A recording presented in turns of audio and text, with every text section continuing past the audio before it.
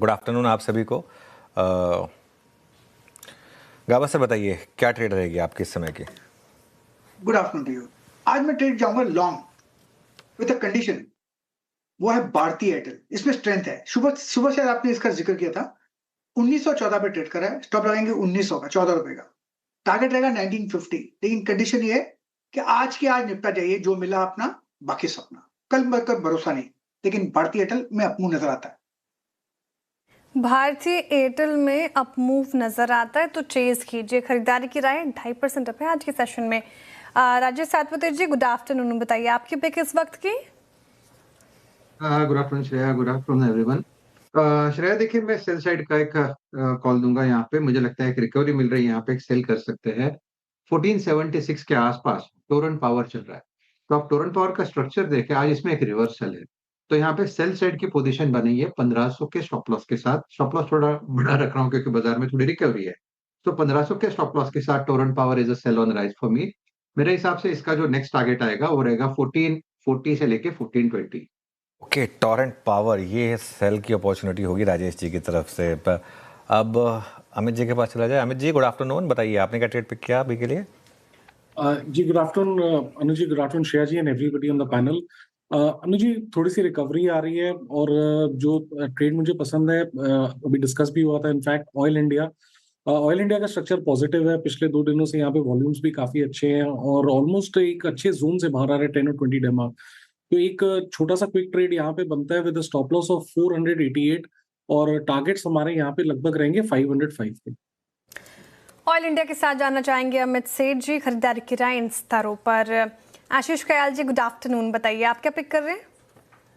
Good afternoon Shreya. देखिए, यहाँ पर बाई साइड की ट्रेड के साथ जाना चाहूंगा। नेशनल एल्यूमिनियम में काफी अच्छा बेस बनाई ये स्टॉक ने। 340 का लेवल 3 बार टेस्ट किया, प्रोटेक्ट किया और वहां से रिवर्सल हुआ, 20 डीएमए के ऊपर आ चुका है अभी।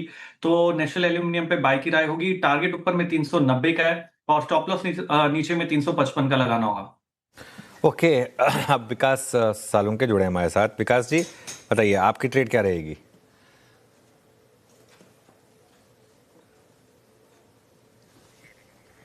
ओके विकास जी, अनम्यूट कीजिए अपने आप को और फिर बताएं।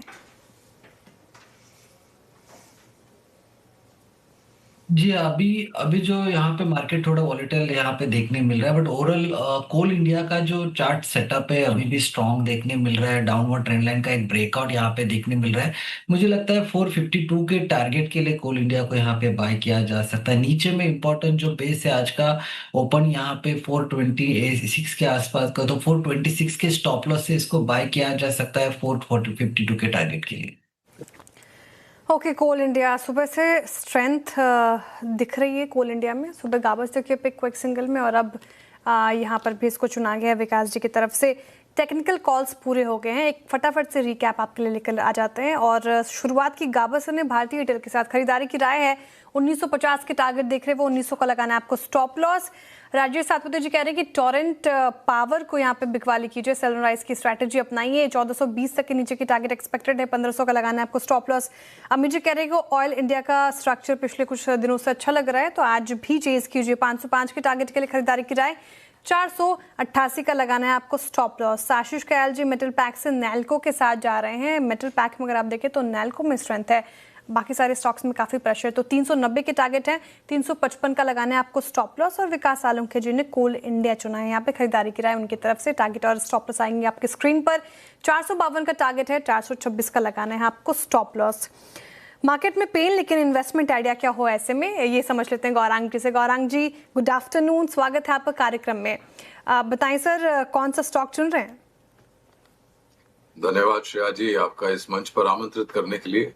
सीएनबीसी आवाज के दर्शकों को, आपको और मंच पर उपस्थित सभी पैनलिस्ट को प्रणाम और शुभ दिन हमारे तरफ से। एक छोटा डिस्क्लोजर दे देते हैं कि जो भी निवेश लायक रणनीति आज दोपहर इस कार्यक्रम में रखेंगे, ये बुनियादी तर्क के आधार पर लंबी अवधि के लिए हमारी फंडामेंटल रिसर्च टीम की तरफ से। इसमें हमारी कंपनी जियोजेट अथवा मेरा किसी भी प्रकार का व्यक्तिगत निवेश नहीं है, ना ही किसी प्रकार का वित्तीय लाभ मिलता है, ना ही किसी प्रकार का कॉन्फ्लिक्ट ऑफ इंटरेस्ट। लेकिन इसी स्तर पर राय हम हमारे क्लाइंट्स को देते हैं, संभव है कि उनका निवेश हो।